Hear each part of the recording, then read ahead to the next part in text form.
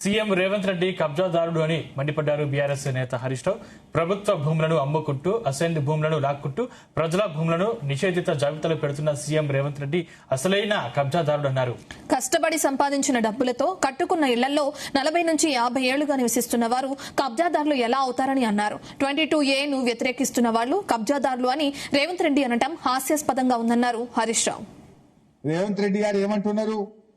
కబ్జాదారులే ధర్నాలు చేస్తుండట, కబ్జాదారులే ఈ 22Aని వ్యతిరేకిస్తున్నారు అంటున్నారు. ఇప్పుడు మాట్లాడిన హనుమంతరావు గారు కబ్జాదారుడా?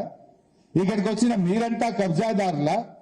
ఇలా ఈ ప్రజలు కాదు కబ్జాదారులు, ప్రభుత్వమే కబ్జాదారుడిగా మారింది. ప్రజల ఆస్తిని రాత్రికి రాత్రి నిషేధిత జాబితాలో పెట్టి ఈ ప్రభుత్వం కబ్జాదారుడిగా మారింది తప్ప రేవంత్ రెడ్డి గారు ఇక్కడికి వచ్చినటువంటి ప్రజలు కబ్జాదారులు కాదు. వీళ్ళంతా 60 ఏళ్ళు, 70 ఏళ్ళ, 80 ఏళ్ల వయసు ఉన్నటువంటి వాళ్ళు. 40-50 సంవత్సరాల నుంచి ఆ ఇళ్లలో, అపార్ట్మెంట్లలో డబ్బులు పెట్టి కొనుక్కొని, డబ్బులు రిజిస్ట్రేషన్ డిపార్ట్మెంట్ కట్టి, మున్సిపల్ డిపార్ట్మెంట్ కట్టి ఆ ఇల్లు కట్టుకొని ఆ ఇళ్లలో దశాబ్దాలుగా జీవిస్తున్నటువంటి ఈ ప్రజల ఆస్తులను రాత్రికి రాత్రి నువ్వు కబ్జా పెట్టినవు.